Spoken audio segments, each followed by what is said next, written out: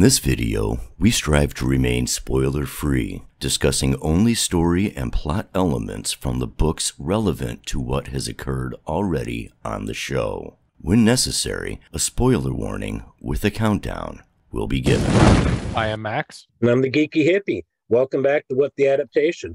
We're the YouTube channel that, we review adaptations from one form to another. And we have a returning guest, everybody. Jenn, how you been? I've been very well, and I'm very excited to do this episode with the both of you. Thank you for having me back on. It's always a pleasure. No problem. Love having you on. Yay. You fit right in. Thanks. How's your show going? Actually, really well. We have a recording to do tomorrow, and we're getting the artwork taken care of. We have a couple different artists that we're working with. One's in Brazil and is working on a couple of last-minute touches, but the goal is to have it done before JordanCon, which is in a few weeks. So we're going to drop 3 episodes instead of 1 for the first day. A couple Nice. have already been recorded, so yeah, I'm very excited about it. Yeah. Good. Glad that's going well for you. Max, Thank how's you. everything for you? Great. All right. Busy as hell. Yeah, I understand that. So we're reviewing episode 2 of season 2 of The Witcher. And anybody remember the title? Kaer Morhen. Kaer Morhen. It was Kaer Morhen, yeah. Mhm. Silly me. What did you guys think of this particular episode? Max, start with you. Parts of it I liked, and other parts were kind of slow and boring. Gotcha. Jen, you look like you're excited about this one. I'm very excited about this one. So I have my little handy dandy notebook. I don't know if it'll come up. It won't come up in my little thing, but This is yes. what I So so I kind of depends on how you're viewing it, like if I haven't read the books or not. But as far as entertainment value, I was extremely entertained by this episode in more ways than I thought I would. So it was very entertaining. I'll say that. That's good. Mm-hmm. So you guys just want to dive right in? All right. Well, let's start with changes that we liked. Maximus, the Wicked Man, what you got there? Changes you liked. I'm trying to think what was actually in the show that was similar to the books. Yeah, that's a good question. They arrived at Kaer Morhen. That they did. There was a Vesemir, a Cohen, although which one Cohen was, I'm not sure. There was a Lambert, and there was Eskel. I'll just say I'll that's go with about the. it. Well, it's probably the part you hate the most. I did like the action segment with the fight in the tree and stuff. Even With though, Lashy at the end? yep. It was- Even though that- that's because of Eskel, Yeah, it was fun. I don't like the fact they chose Eskel to do that too, but that's some, I did not like the way they portrayed Eskel all this episode. That's for later. Anything else you liked in there, Max? I think that's pretty much what stood out to me was the Leshy fight. Okay. Jen. Uh, What did you like? So I know this is going to be fraught with, because I don't like everything about it, but I do like the fact that they tried to do Trinity magic, even though it is a complete deviance from the book. In a way, they try to honor some old Slavic traditions and just like old school magic by having Yennefer, Fringilla, and Francesca like all come together in some sort of dream sequence that is not canon. It is definitely, and there are parts about that I don't like Yenn losing her magic. Like, what was that about? Like, I did not like that at all. Rander. But they did, and that was a big nerf, and I don't appreciate that, which we'll get into later. But specifically, parts I did like, and that I did like. And I did like at the end, they sped up the reveal from the books of who Ciri's father is. Like, that was different than the books. The ending is kind of like how they have that. And I'm like, oh, okay. So this could like really like shake things up that we have that reveal already. So that intrigued me. So that was probably, I was not expecting that. So Right. I kind of liked that. And I like the at least nod to like Trinity witchcraft that they had in this in this thing, even though I don't like the necessarily like semantics about things that went down. But yeah, that's what I liked. So, okay. Mine are real simple. One, I like Vesemir and that he wasn't like an old looking guy like in the book. And so far, he's not creepy like Vesemir in the book is. With the whole way he introduced, welcomed somebody down the road. Who somebody shows up in the next chapter. Chapter 2 shows up at Kaer Morhen. Didn't like the way he was like trying to want to pat her butt and whatever. And this Vesemir doesn't seem like he's that kind of guy. Let's see what else. I like the great tree in the main hall that at Kaer Morhen that has the Witcher medallions hanging from it. I thought that was really awesome. I don't remember anything like that in the book. But my favorite moment of the entire episode, and it's not in the book, is Ciri's response to Eskel asking, "Who the hell are you?" She finishes her drink nice and slow, sets it down, switches the wine around in her mouth, and then swallows, and raises her nose in the air. Princess Cirilla of Cintron. I'm just like, that look on her face, the way she said it, I'm just like, yes, badass girl. But I mean, yeah, I wasn't a big fan of this episode. I mean, I got enjoyment out of it, but as an adaptation, it's crap, in my opinion. It just didn't work for me as an adaptation.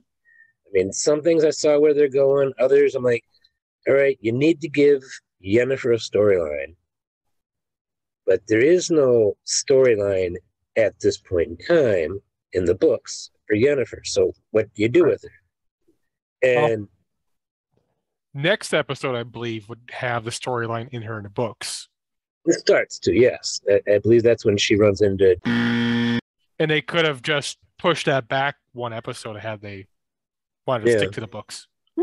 But I watched this season 2 of The Witcher, like days after the season finale of The Wheel of Time. So going from watching one badass woman who uses magic, losing her ability to use magic, spoiler for The Wheel of Time, to another badass woman losing her ability to do magic just days later, I'm like, the two big fantasy shows on television right now, and they both use the same thing in season 2. That just... Hey, maybe Witcher is trying to undercut Wheel of Time. Who knows? I mean, Witcher did it first, obviously, because all their episodes were released before the season finale of Wheel of Time. So we knew that was happening again, but we didn't know that was coming up with Moiraine. And so yeah, I don't like that. I don't know if it's... I guess it would be Wheel of Time Yennefer to Moiraine instead of Yennefer being Moiraine by The Witcher. But anything you dislike? We'll start with you, Jen. What did you dislike about this episode? The one glaring elephant in the room is their portrayal of Eskel, as well as just like the general like receivement of Ciri coming into Kaer Morhen, which is just such a tone change from the books. Like, and that's exactly the words I use. Yeah, that's. I don't know what else you could. I don't know if I can get the camera to focus. No. Yeah. Literally, tone and mood of GNC arriving at Kaer Morhen is almost the opposite of the book. Yeah. My second note on the page. Me too. And it's just, yeah, I get you. Anything else with that? No, I think that's pretty. That's for me. I agree with you on the treatment of Eskel. I mean, Eskel's kind of a cool guy in the book. At least he seemed cool this week when I listened to it, And isn't he the one that looks like Geralt, except for the hair color? Yeah. Was one of them I think it was Eskel. This Eskel is like 20 years younger, maybe not literally 20 years younger, but quite a bit younger than Henry Cavill looks. And he's an ass. And he reminded me of a drunk frat boy. So I wasn't too happy with that part. Max? Was the scene with the other girls that arrived, that wasn't in the books, correct? So, Not not in the way they did it. No, I'm going to get to that. The whole other Princess of Destiny that Eskel had and how they could have tied it in. But no, you're right. They did not. Sorry. I'm thinking of all the other women they invited over. Yeah. Like, I don't believe that was in the books, and like, I guess they want to show a little skin in the show, but didn't really feel much needed, and kind of gives up the whole idea of like you're trying to keep this place secret. Oh yeah, I never considered that. Loose lips sink ships, and they've been attacked a while back, like 100 years before, or almost 100 years before. I think Geralt even mentioned it. Yeah, he was a little kid at the time. And Geralt's over 100 or about 100 at this point. At least on the show. There's no birth date for him in the books, but on the show he was born in 1168, and this is like 1170, or just roundabouts 1170. With the things you liked, are there any plot holes or issues that it caused or fixed? Either of you? I'll let Max go first. I went first last time. I'm not thinking of anything right now off the bat. Yeah. The things I liked didn't do anything for it to speed up the show. It was the things I didn't like that definitely sped the show up. Because like the whole monster thing, I haven't read far enough in the book, but from what you've said about revealing some stuff about the monsters, I think that might be involved in how they changed or match up to it or whatever. Well, to be honest, there's not really as many monsters in the books. Yeah. I mean, there's one scene with a lot of monsters, but that's like in the second to last book. Well, I'm thinking about the part about why the monsters are going away and where they come in from. Oh, okay. We also find out later in the show. Yeah. And the monsters, spoiler for later in the season. Yep.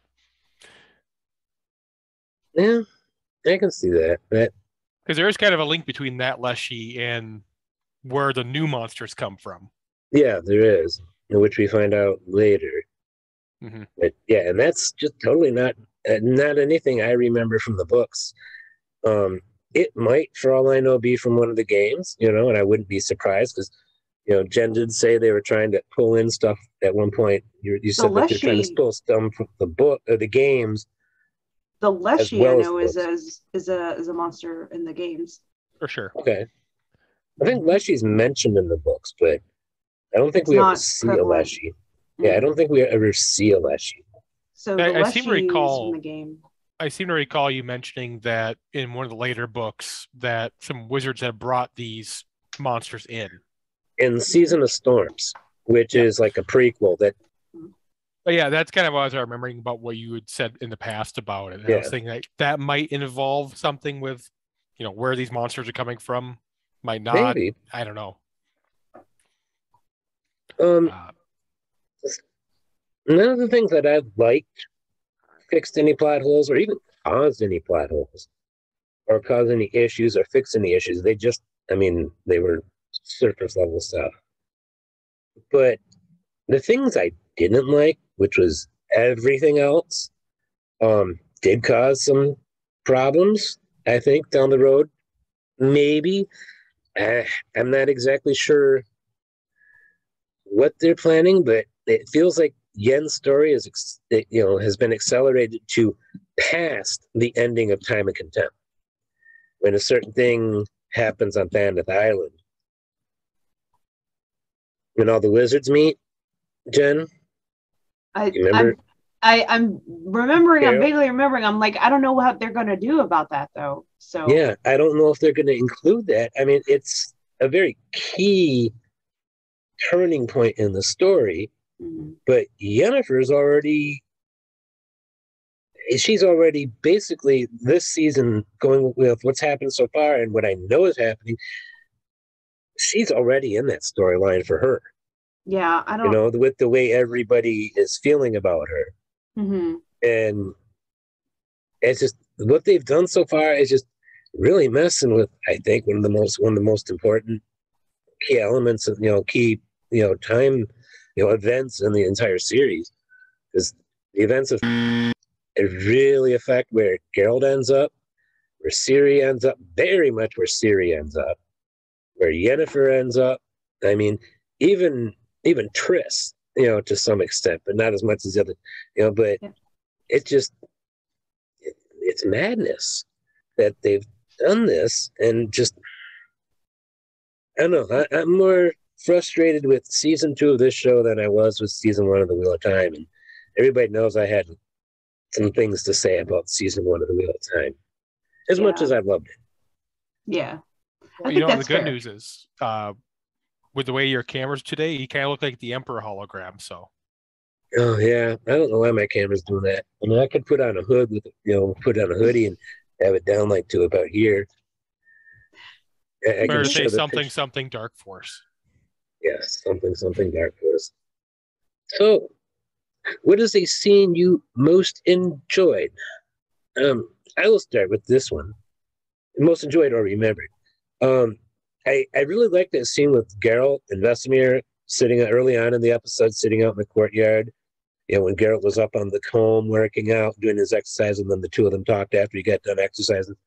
I told you it was a mistake calling the child surprise, and it was a mistake claiming her, mistake bringing her, but you did what you had to do, And they had a talk, and it was just, I really enjoyed that talk. Mm-hmm. And the other scene is at the very end of the episode, also in the courtyard, and that's Geralt and Ciri talking, and then doing the sword forms with each other. Mm-hmm. And I was like, it's starting. Yeah. What would you say for your scene you most enjoyed or remember, Jen?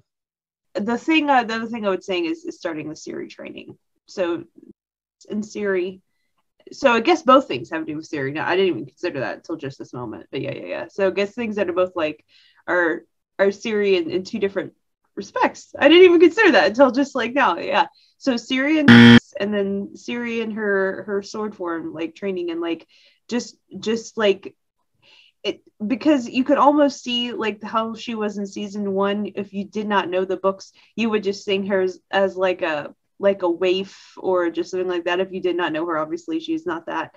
But then you kind of see her kind of take her own destiny instead of relying so much on Geralt. Geralt is training her. She's coming into her own person. So you see the two influences, like the helping her in one form, and then Geralt helping her in another to well round her into her own woman. So I like that. I like that a lot.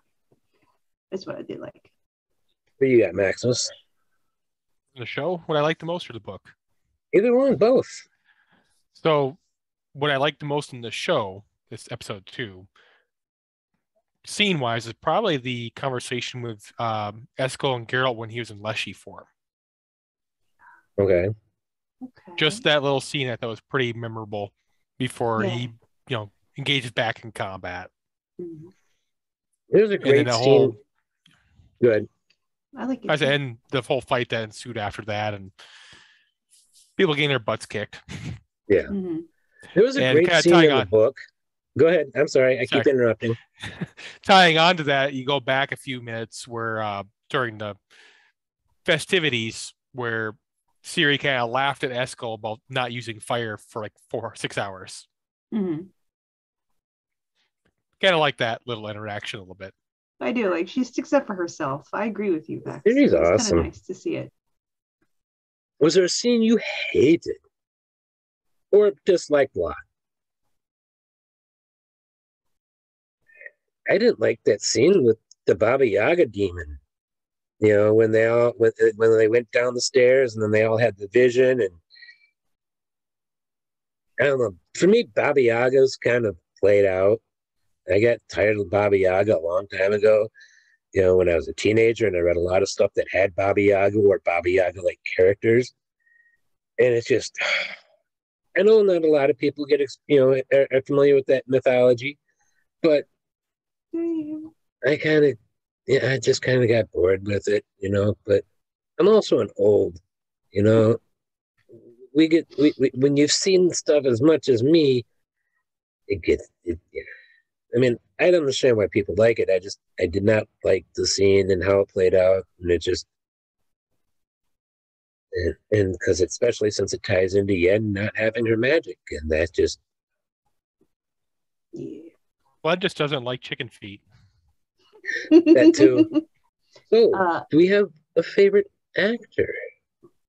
I like the guy that played Eskel, even though I didn't like how they directed him. He did a good job for how he was directed. I don't think any slight should be on him. He did a good job for what they portrayed him as. And I don't know if the actor has read the books or like I don't know anything about that. Like maybe like right. I don't know. But like I think for the character that the director wanted him to play, like how he was screenwritten, he did a good job. So I think I would say him. And his name is Basil Eidenbenz. I had to look that up. I'll put it on the screen. Basil Eidenbenz, yeah. I have a suspicion that Henry Cavill is the only one who's read the books. I can guarantee he's read the books. I mean, he's read The Wheel of Time. If he's going to be in The Witcher, he's probably read the Witcher books. He has. He's a nerd. He talks about it. He's one of us. About it. Yeah. He's talked several times about talking to the writers and directors about it. So. Okay. I didn't know. Is he a producer on the show? I don't know that. I'll have to look that up. I'll include the answer on screen right over that one, that way. He might be more for the actor for the money over the producer credit, which may not include more money. I don't know. Well, usually they do include more money if you get a producer credit, but also you have a bit more say. I kind of look at the producer. I kind of look at the producer credit as like a thing to add to your resume. Just to confirm, I did check his IMDb. He has no producer credits. Really? Okay, cool. I was surprised on that one. Thanks for looking that up. Yeah. My best actor or performer, I like Kim Bodnia as Vesemir. Oh yeah, good choice. I liked him as I like this Vesemir more than the book Vesemir. Me too. And I understand that this Vesemir takes after more of the character in the game than the books. Very. I like the character from the game. Yeah, I like that he looked like the character in the games for whatever reason. Just like him. Yeah. Yep. They did a good job with that. So I was happy with Vesemir, and I see your point with the guy playing Eskel. He did well. But I like you actually had a better choice. I like just because I like the games too. So I kind of like Francesca. I like their choice for Francesca. I like her.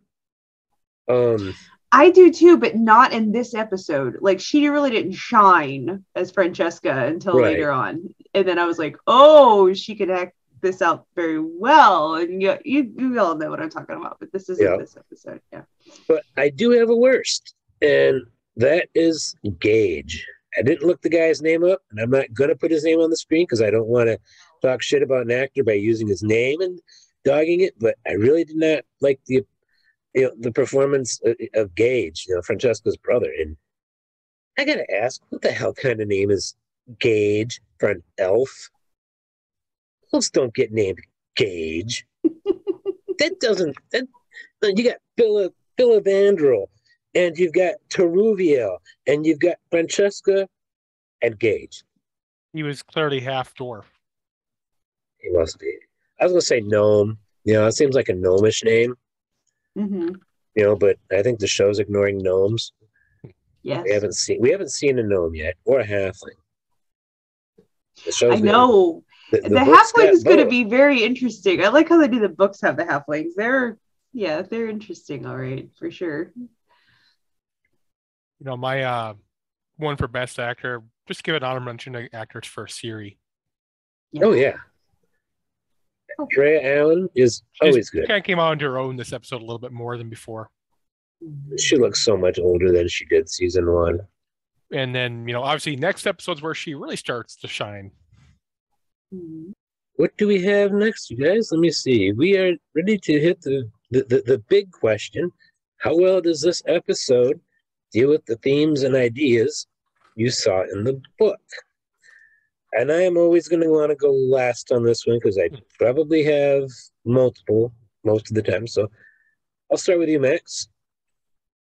Well, since this episode pretty much ignored a lot of the book, I can't really say there's much that it had from theme of that, especially like we talked prior about the whole Trish and Ciri thing, like that hasn't happened yet. Right.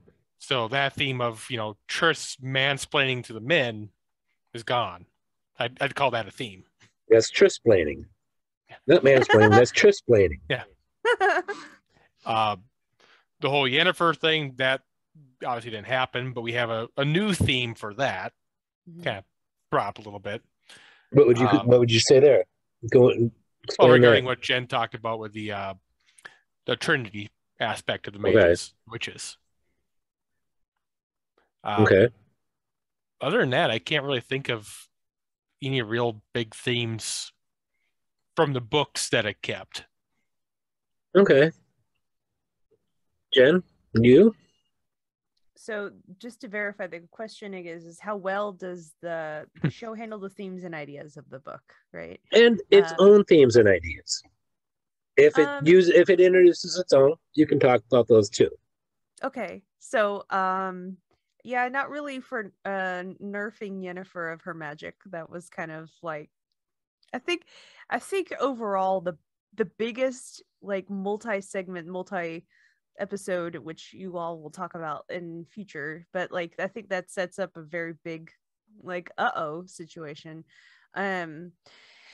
The whole like Baba Yaga, and then I wrote down her name. They gave her a different name than Baba Yaga in the show. Let me see. I had it earlier. I wrote it down because I would need it. But anyway, I'm sure you'll put that in post. I'll find it. Like she was completely different. I did like the Trinity of Witches, but it was different than the book completely. Like them all meeting up and having that same dream, which they all interpreted differently. I didn't like, so that was completely different. Eskel and his entire arc becoming the tree, just his grumpy demeanor, like something that they could have done to even maybe explain that, or the other way is kind of talk about his own child of destiny, which I don't know if they're gonna ever touch, or they didn't have that in the show whatsoever. I don't remember that in the book. Didn't he have that? Did I can't say her name? Princess Deirdre. Yes, I don't remember that character with that name. That might be the game. Didn't she? Didn't they have that whole like bonding thing, like where like she cut him across the face or whatever, and then she fled Kaer Morhen, and they could have that anyway? That's definitely the game, because when Eskel's introduced in the book.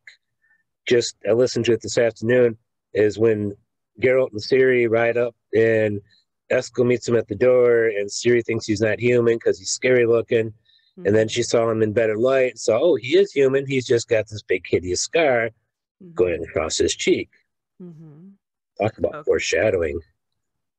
Okay, so maybe not. Maybe I'm thinking of the game, but anyway, getting back to the point of they have like him just being like grumpy and that sort of thing. Him and Geralt have a really good bond, like in the books, that they just don't touch on at all. And he was very warm to Ciri. All the Witchers, I think there's 4 wolf Witchers left, and all of them were very kind to her. So I don't know, that was weird, but yeah. So I don't go ahead.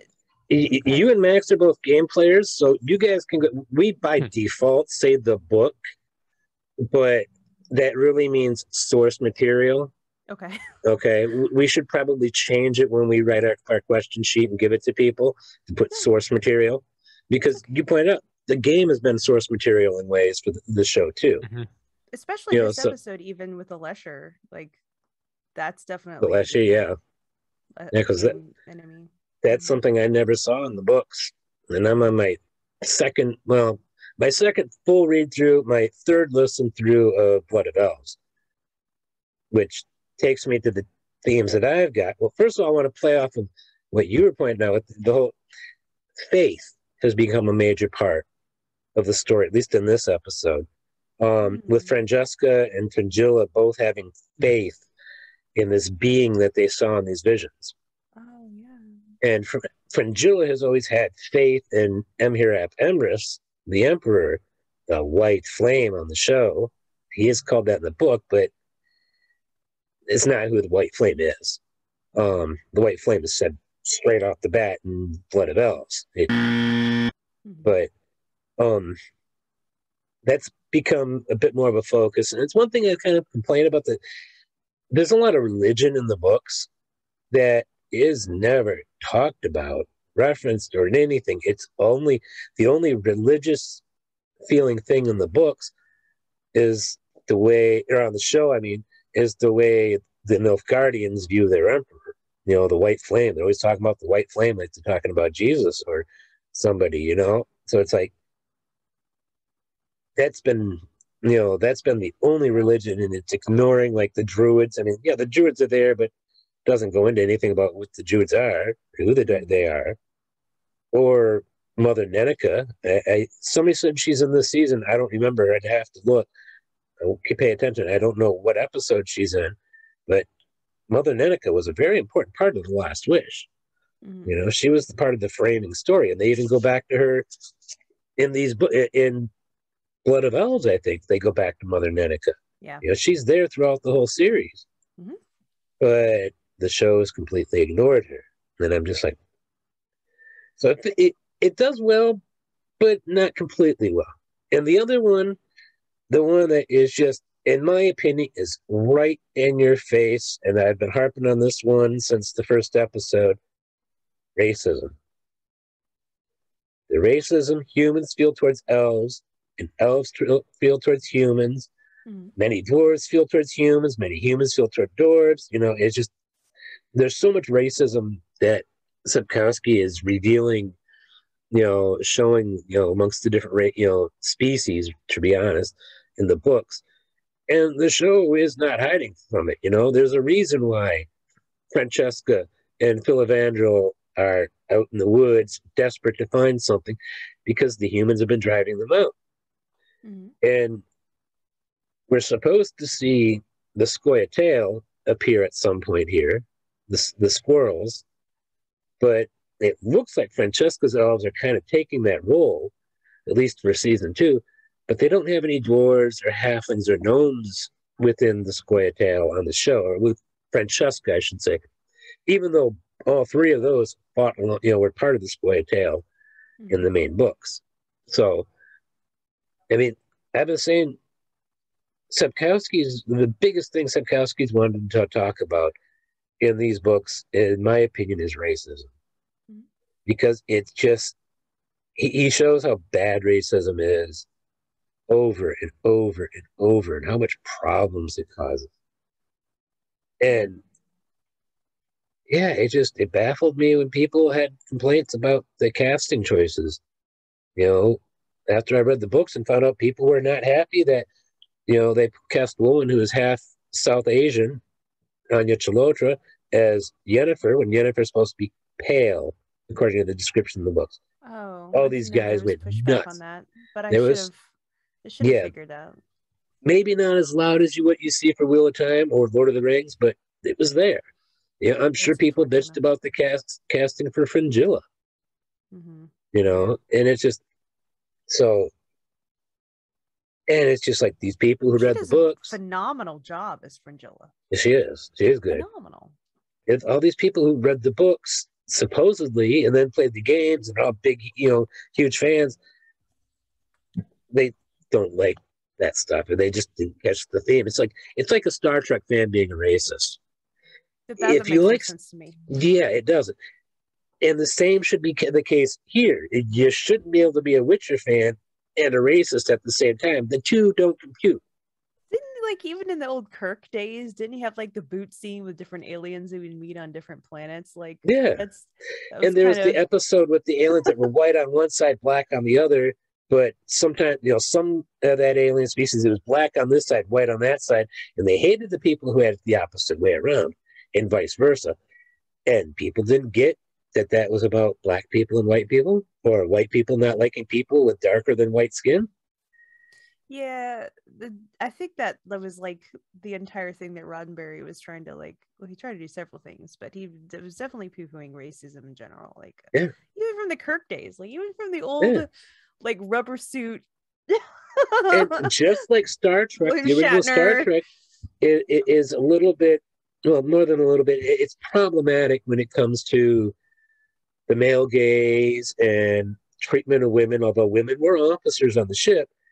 Yeah. They were just female characters on the planet they went to always seemed to be an object for Kirk to conquer.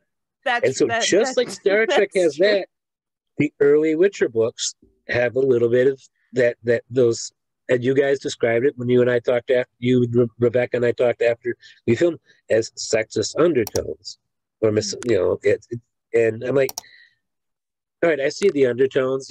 Since you guys said that, I've been watching more carefully for it when I re-listened, and I've seen it. I still say overall the story is more feminist than not. But yes. That you see in later books.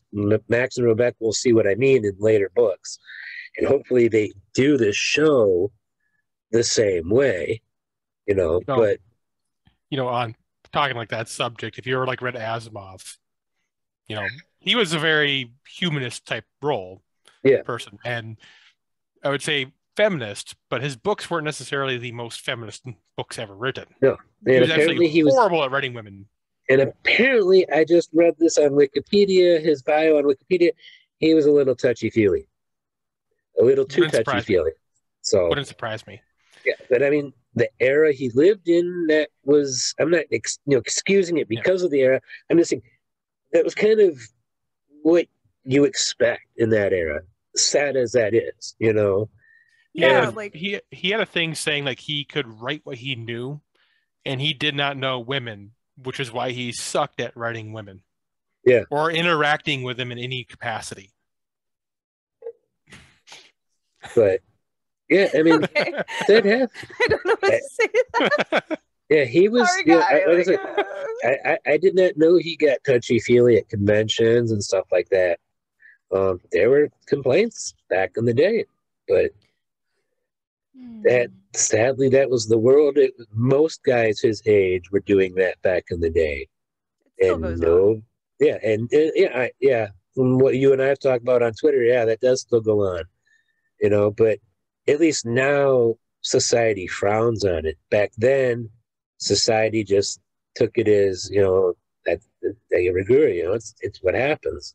So, and talking about fans who don't quite understand and completely goes over their head.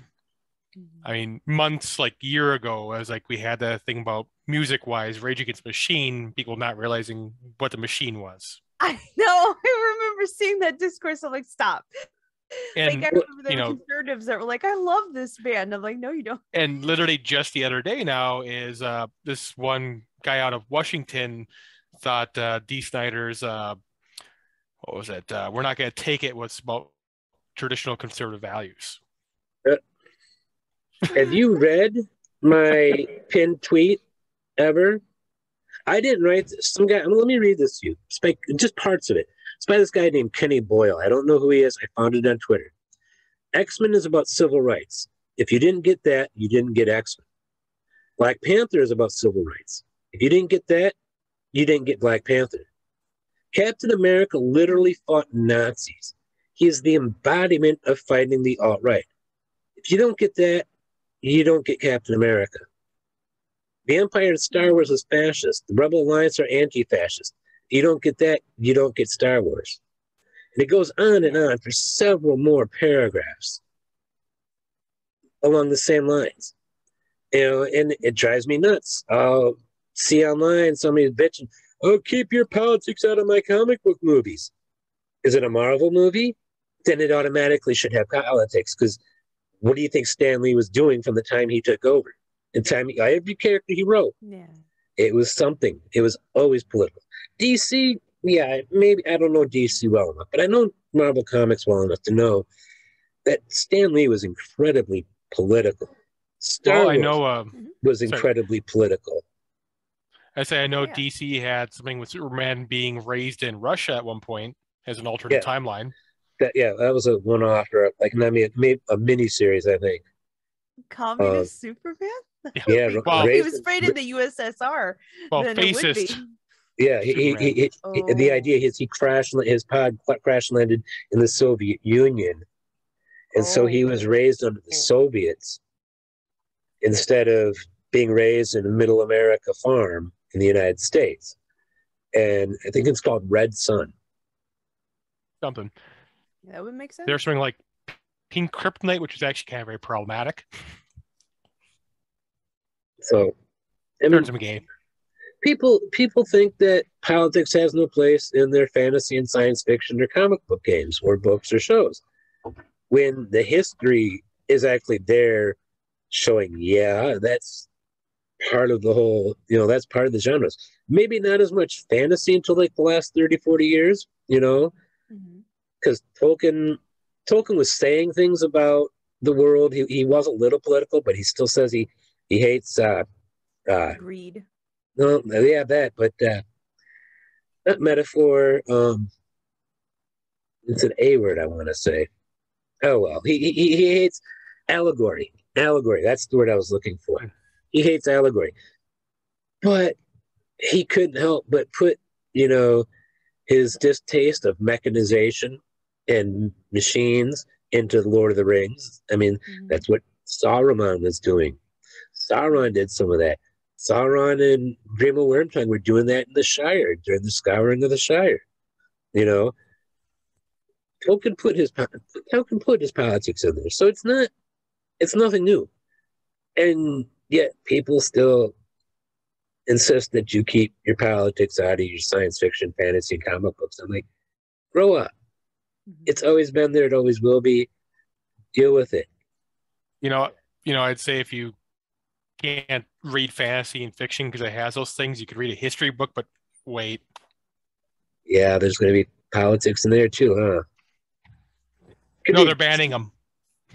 Oh, yeah. They're trying to ban history books and stuff all over the country. All kinds of different school boards. Yeah. It's sad. It is sad. Like, my thing is if somebody wants to disagree and says, well, my interpretation of whatever X material in fantasy, I didn't take it as political. Why are you bringing it? And I would be like, okay, you're entitled to not see it at all, and that's okay. Enjoy your fantasy, but that doesn't mean that either the author's intent or the way that I take it, or both. Sometimes we can also take it that way, and that's fine. And then we can all agree that some things are problematic. Everything is slightly problematic. We've talked about even The Witcher and Wheel of Time being problematic in certain aspects, but we can understand those things and still enjoy the content, right? Yeah. So even if someone's political ideas don't align, I was about to say, you can still enjoy the story. Like, for instance, with sexism and stuff, and you were speaking about this earlier, I read a lot of those old 80s dime store fantasy stuff, like Dragonlance and Forgotten Realms and stuff like that, and they weren't political, but they did have a lot of kind of weird things about how they did we said the male gaze and stuff. And reading this as a young girl, I was like, okay, I still like the story. Is this problematic? I do see it, but yeah, I still enjoy this story. So it just kind of depends on your personal level of what you consume and what you understand you're consuming and what you're okay with. Some things I wouldn't be all right with, but I mean, just I gotta admit, I haven't read Dragonlance in 30 years probably. So I don't remember Margaret Weiss writing sexism into there, or allowing sexism to be written into it. Maybe the other Dragonlance books that I didn't read, because the primary ones I read is the Dragonlance Chronicles, which there's 4 of, and then the Dragonlance Legends. Yeah, Legends, where the 3 of them go, Caramon Race, go back in time, go back, and Tasselhoff go back in time. Those 7 books, I don't remember any sexism, especially since one of the Dragon Lords, or whatever they're, the highest ranking officers in the Dragon Army, was Kitiara, a woman. Yeah. And she was a woman, absolutely. And Lorana took over too as the champion for the side of good. So she was fighting. So yeah. I kind of wanted to mention, when you're talking about, some people can read and not miss everything at all, and not know what the author meant, and other people can read this is what the author meant. I recalled this movie Back to School with Rodney Dangerfield. Okay, I remember it. He had a scene in there where he had to do an English paper, and it was like a essay on some book. and he had Kurt Vonnegut do an essay on his own book, and he got an F because the teacher said that's not what Kurt Vonnegut meant. Did Vonnegut show up in the movie? Yeah. Playing himself? Okay. Yeah. That's cool. So it's like there is that aspect of art of sometimes the author can have these themes they themselves don't even realize they're writing about. Yeah. That we can interpret other themes they may have no idea they were writing about, that we're seeing that they, yeah. I'll be fully honest. I, until recently, haven't gone to any length to try to look for themes in books, unless I was in a class. It's just, I've always let books just flow across me, flow through me. And yeah, I pick up on this stuff. And if somebody wants to talk about it, like this book was saying this, I'm like, yeah, it was, but it was also saying this, this, and this. But it's not something I've ever, until doing this show, and until I made the decision and proposed that we switch our format from what we had done for season 1 of Wheel of Time. Themes and ideas and issues and stuff that books are talking about wasn't something that was at the forefront, was one of my foremost thoughts. But watching a number of different booktubers, especially Dr. Chase and Dr. Canavan out there. You check out Dr. Chase's channel, Philip Chase, and Dr. Canavan's channel at Critical Dragon. They're brilliant. But watching their YouTube videos and a couple others, I realized that's something we were missing on this show. We didn't really talk about that with the Wheel of Time.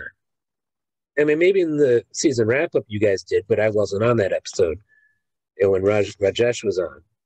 But I made the decision that we should start talking about it with this, in part from what they said, and in part from my experience of listening to it last year. The first time where I was like, oh, wow, he's talking about racism like constantly, and all these other stuff. And you got women who the men they think need being rescuing, but the women don't ever really need rescuing. Anybody else have any thoughts or comments? Anything they want to bring up, talk about? I think we kicked out another episode, everybody. Yeah. So I want to thank you, Jen, for joining us tonight. Thank you very much. Max, as always, thank you for agreeing to do this crazy adventure with me. And I want to thank the audience for watching. Please leave us a like, a subscribe, leave us some comments. I really want comments. You can argue with me, call me every name in the book, whatever, just leave a comment, and if somebody else comments, you comment back. So thanks for watching, and come back next week where we discuss episode 3. What is it, Max? That's your job. Yes, it is. Yes, it is. And of course, I closed that screen down. He's the man with two monitors in front of him, at least. Do you have 2 or 3? 2. Okay. See, I've got a laptop screen, and I can't do anything once I start recording. It won't let me minimize. What is lost? What is lost? Episode 3 of season 2. What is lost? Everybody have a great night. Don't forget to be awesome.